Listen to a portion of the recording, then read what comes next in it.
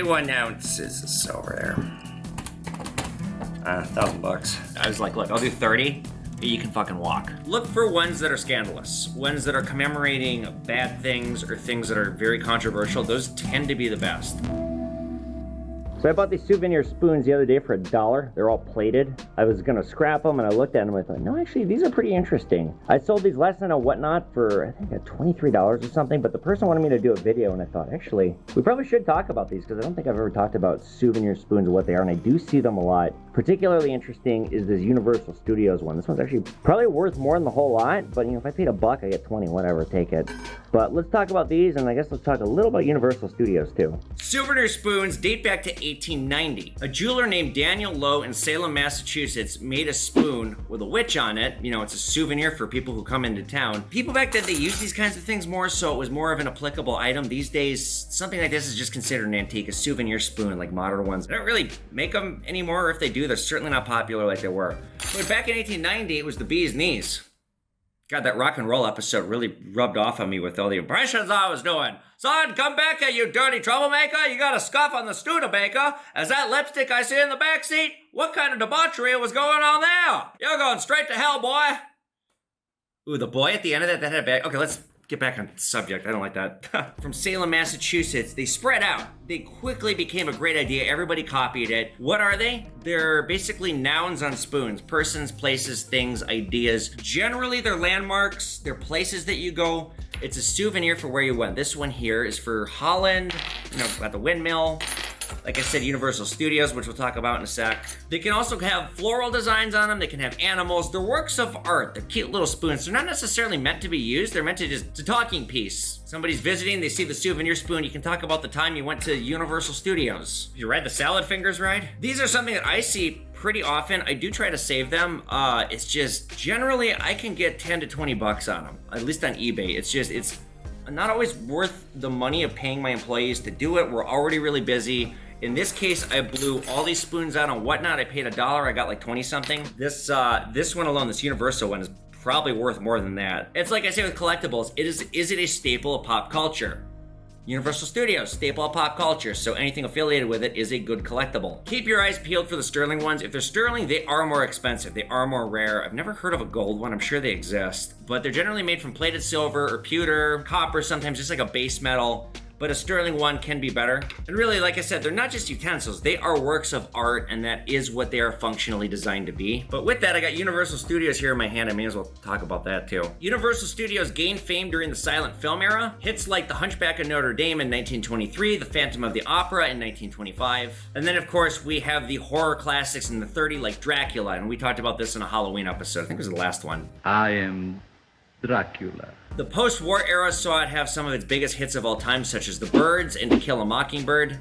Two films that have very, very different plots, although they sound similar. And then, of course, we have the modern era films like Jurassic Park, the Fast and Furious franchise, animated hits as well, such as Despicable Me. The theme park opened in 1964, and this offered both entertainment and rides and a behind-the-look studio glimpse for the public so that they could see just how movies are made. So there's Universal Studios Florida, which opened in 1990. There's also Universal Studios Japan, which opened in 2001 and has like a Nintendo World thing. So you guys, I hate theme parks. I hate concerts, I hate theme parks, I hate crowds, I hate rides. I hate rides because I hate the sensation of falling. Like you literally couldn't pay me to jump out of an airplane. A lot of people have been saying lately I look like DB Cooper, or I look like the composite sketch. It's like, yeah, but that fucker jumped out of a plane with a suitcase full of money. I wouldn't do that. Even if it wasn't a crime, I wouldn't do it. In 2010, Universal added Universal Studios Singapore to the lineup, and then in 2021, Universal Studios Beijing. So this right here was probably produced, there's no year on this. I would think this was produced probably right when they opened up, but there's a little bit on Universal Studios and souvenir spoons. And if you're looking to collect these souvenir spoons, look for ones that are scandalous, ones that are commemorating bad things or things that are very controversial. Those tend to be the best. I know they're out there. I've never seen one. I certainly wouldn't keep it, but I know that there are KKK souvenir spoons. I'm like, yeah, I hate to say it, that's an example. I got a bunch of silver plate. Okay. Do you want to bring it in? You can go out the side door here. Oh boy, you weren't kidding. You can just set it on the ground there. Yeah, okay. It's like $1 a pound. Yeah, that's what I heard. So, 30 bucks. 30 total. Yeah. Okay. Go. Sweet. I can legitimately say I have simplified my life to this degree, right? I'm the one that made out. There you go. Now, I played fair there. I didn't do it on camera, but I did notice 2 sterling pieces right away, and I picked them out. But if there's 2 already on there, that means there's probably more. Let's look and see. I feel kind of bad. This is a sterling set. Proves my point. Make sure you do the research and know what you have. Oh, I feel kind of bad. I don't hold a gun to his head and say sell it. He said it's plate. Oh my God. Well, what do you want for lunch? Yeah. We're having lunch today, kid. We can have anything you want. Caviar? Caviar, you say? I like the sound of that. I don't know how appetizing that'd be for a lunch. 41 ounces of silver there. $1,000.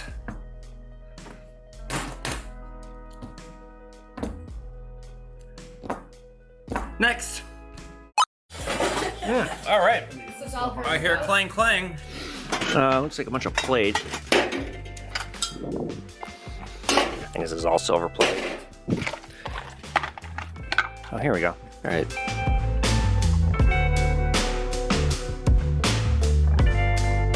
Unfortunately, there's no gold here. $25 for everything.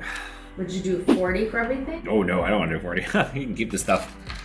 Would you do 35? I will do 30, and that's my final offer. Works. Okay. Let me use cash. So how's the crime? Crime? Yeah, with your gun?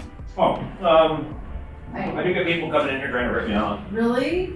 Yeah, we've been broken into before too. Have a good night. Have a good weekend. Yeah, you too. I didn't like them. Too many questions. I hate it like when people like question my firearm. It's like, 1, this is America, mind your business. 2, I am in a dangerous business. How naive are you? No, I need this. I can't tell you guys how many situations simply having a gun on me has diffused. I've never pulled it out. I've never pointed at somebody. I've never insinuated I was gonna shoot somebody, like for real. But no, when people get like that, it's we're seeing now 2 very specific types of people that they're in the wild and they come in here, and I see them every now and again. One of them is the claw back everything, question everything, just difficult. The other one is, why do you have a gun? Oh. And they're looking around like, well, where am I? You're in America, motherfucker. So on that deal, $30, this stuff is shit. I was like, look, I'll do 30. You can fucking walk. What's in here? Anything good? Scoggin watch. You guys ever see Scoggins retail stores? They're very expensive. Don't buy their shit. It's worthless. Not worthless, but close to it. And there's a little Seiko watch. You know what I'm gonna do? This whole box right here, I'm gonna just keep this whole box together, and for simplicity's sake, I am going to sell this on Whatnot, starting bid $1. Let it ride, because I found a silver plate smelter that's paying $3 a pound. So I already am making $10 just with that plate. Pure profit right here. So I'll make, probably $10, $15 in this deal. Content.